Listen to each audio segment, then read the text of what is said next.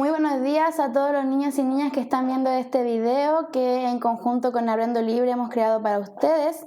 Le quiero dar la más calurosa bienvenida a esta nueva clase de lenguaje y comunicación para sexto básico, ¿sí?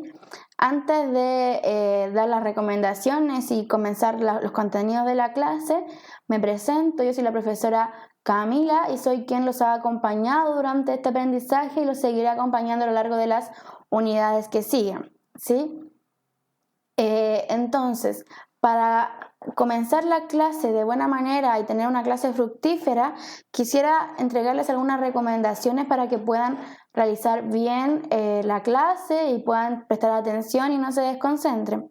En primer lugar, me gustaría solicitarles, si es que pueden, que se ubiquen en algún lugar de su casa donde se encuentren cómodos, tranquilos y donde no tengan tantas distracciones, ¿ya? Ideal sería que este lugar en el que se ubiquen sea un lugar donde no vayan a ser interrumpidos ni ustedes interrumpan al resto de la gente con la que puedan estar viviendo. Por otro lado, este lugar que escojan, que sea un lugar con una luz suficiente, una luz que no le dañe la visión de la pantalla, es decir, que no le nuble la visión de la pantalla del computador o del celular, de que sea que estén usando, y que tampoco sea una luz muy baja para que puedan ver y revisar lo que van escribiendo en su cuaderno. Respecto a esto último, es importante que durante toda la clase manejen un cuaderno, una libreta, una agenda, donde van a ir tomando los apuntes de la clase o pueden ir escribiendo las cosas textuales que aparecen en la presentación, ¿sí? Y por último, como sugerencia, les voy a solicitar, si gustan, que se acompañen de un vaso o una botella con agua. De esta manera van a estar despiertos toda la clase, ¿sí? Porque el hecho de hidratarnos hace que nuestro cerebro esté siempre despierto, ¿sí? Entonces, aquellos que ya se consideran que están listos para empezar, consigan en el video, y aquellos que les falta acomodarse aún para la clase, pongan pausa, acomódense para que cuando comiencen los contenidos no haya nada que los distraiga. Entonces, desde la clase anterior hemos estado trabajando en una nueva unidad, que es la unidad 2, y que corresponde a los géneros líricos, ¿sí? El objetivo de la clase del día de hoy va a ser conocer el carácter estético de la poesía, ¿sí? La clase anterior vimos qué elementos permiten construir un poema y ahora vamos a ver cómo estos elementos le brindan un carácter estético a la poesía. En primer lugar, comenzar con el esquema que siempre hemos trabajado en nuestras clases, que es este árbol. Aquellos que se están uniendo recién, les comento que en este árbol nosotros podemos situar los textos literarios y no literarios, ¿cierto? Y cada rama de estas ramas más grandes, ¿cierto?, tienen un tipo de texto.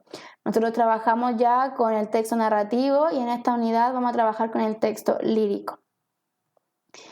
Luego de esto, de que explicamos esto, respondimos a unas preguntas como, por ejemplo, ¿qué es el género lírico? Y frente a esto dijimos que el género lírico era una forma literaria de expresar sentimientos y emociones o pensamientos, ¿cierto? Y que está totalmente vinculado con la interioridad de cada persona o de quien escribe el poema o la composición poética que estén escribiendo, produciendo. ¿Dónde podemos encontrar el texto lírico?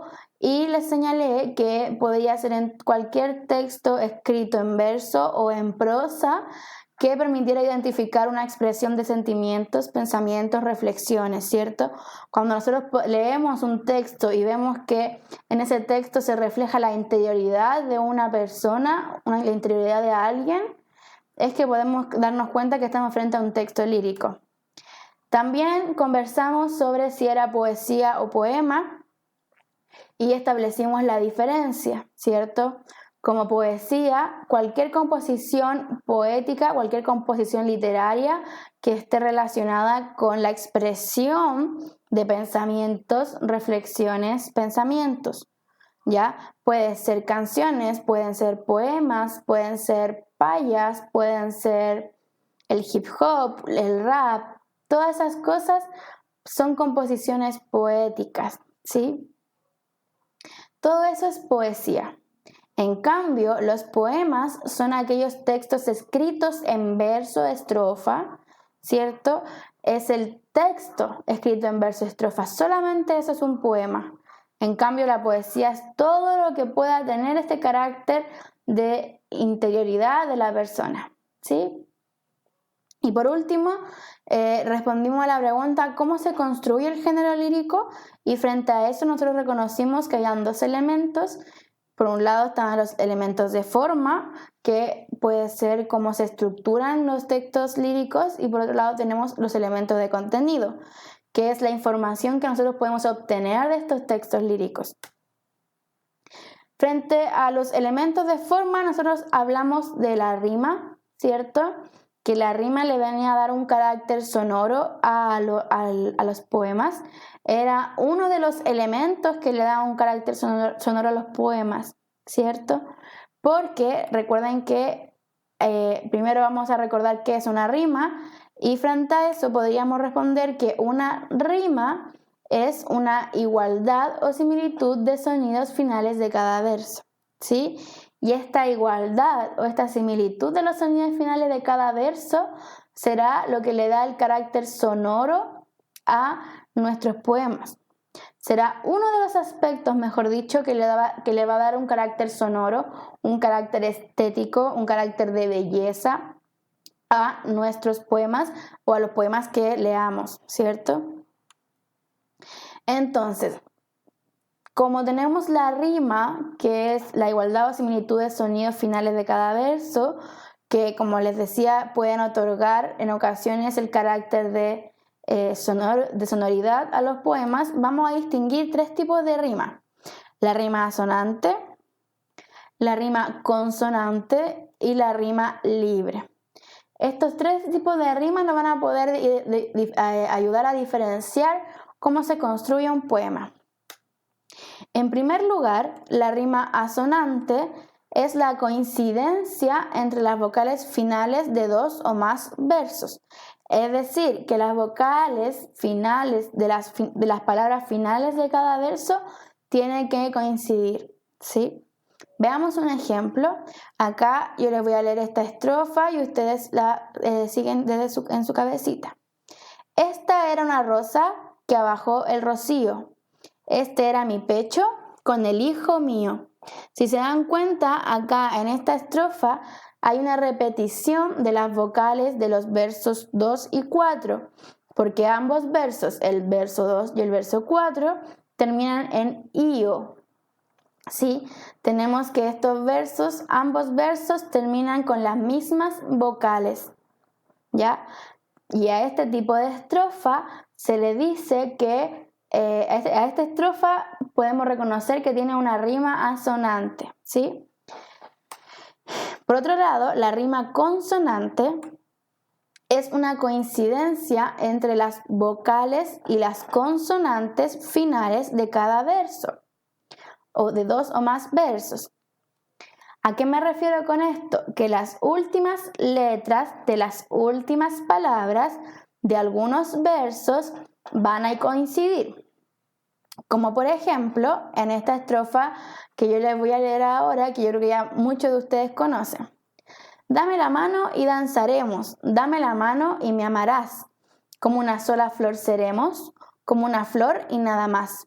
Si se dan cuenta, acá podemos encontrar una similitud entre el verso 1 y el verso 3. Y a la vez vamos a encontrar una similitud entre el verso 2 y el verso 4. Nos vamos a dar cuenta que el verso 1 y 3 terminan con mos, mientras que el verso 2 y 4 terminan con as. Y si lo leemos de nuevo, poniendo atención a cómo finalizan estas palabras, vamos a reconocer este carácter estético que yo les señalaba. Dame la mano y danzaremos, dame la mano y me amarás.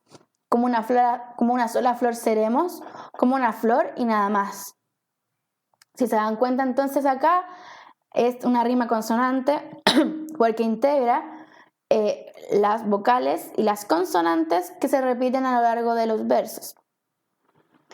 Y por último, tenemos la tercera rima, que es una rima libre. ¿Sí? ¿Por qué? Veamos lo que podemos reconocer tras la lectura de esta estrofa. Las piedras tienen espíritu, dice nuestra gente. Por eso no hay que olvidarse de conversar con ellas. Acá en esta estrofa encontramos alguna rima. Encontramos que las palabras finales de cada verso tengan alguna similitud o alguna igualdad. No, ¿verdad? Porque este tipo de rima no presenta ni asonante ni consonante, es decir, no presenta repetición de los sonidos finales de cada verso. ¿Ya? En este caso, cuando encontremos poemas con rima libre, serán otros elementos los que le van a dar el carácter sonoro, un carácter estético, ¿sí? Acá en la rima libre se titula así porque los poetas, las poetas pueden escribir como gusten estos poemas sin centrarse en una rima en específico, ¿sí? Entonces, para ver si reconocemos bien los contenidos que hemos revisado, vamos a hacer una actividad. Yo ahora les voy a presentar unos fragmentos de poema y ustedes tienen que identificar si es rima sonante, porque repite las vocales finales de cada verso, si es rima consonante, porque repite la consonante y la vocal de cada verso, la vocal final de cada verso, perdón, o si es rima libre, porque no encontramos que haya una repetición. ¿Sí? Vamos con el primer fragmento, que yo lo voy a leer en voz alta y ustedes van a seguirlo con su mente, ¿sí? Al mismo tiempo que yo. Y tembló de amor toda su primavera ardiente, y ahora al otoño anégase de verdad y tristeza. El de morir tenemos, pasa sobre su frente, en todo agudo bronce cuando la noche empieza. Si se dan cuenta, acá vamos a encontrar una similitud de sonidos finales, pero ¿a qué tipo de rima nos estaremos refiriendo en esta estrofa? Exactamente, una rima consonante, ¿verdad? Porque vemos que hay una repetición entre las vocales y las consonantes finales de cada verso. Vamos a encontrar que el verso 1 y el verso 3 terminan en ente, o sea, se repite la vocal E y las consonantes N y T. Y tenemos que los versos 2 y 4 se repite la vocal E y A y la consonante Z. Entonces, como tenemos dos elementos que se repiten, podemos llamarlo que es una rima consonante. Muy bien. En la siguiente estrofa, el mismo ejercicio, yo voy a leerlo y ustedes lo siguen al mismo tiempo desde sus casas. Entre lo que veo y digo, entre lo que digo y callo, entre lo que callo y sueño, entre lo que sueño y olvido, la poesía. Acá, en esta estrofa, ¿qué es lo que encontramos que se repite? ¿Que hay igualdad o no hay igualdad en algo? Exactamente, el tipo de rima que vamos a reconocer en esta estrofa es una rima asonante, porque se repiten las vocales finales de cada verso. Se repite la O, ¿verdad? Digo, callo, sueño, olvido. Son todas palabras que terminan con vocal O, pero que las consonantes son diferentes, porque está la G, está la doble L, ñ, D. Por lo tanto, es rima asonante.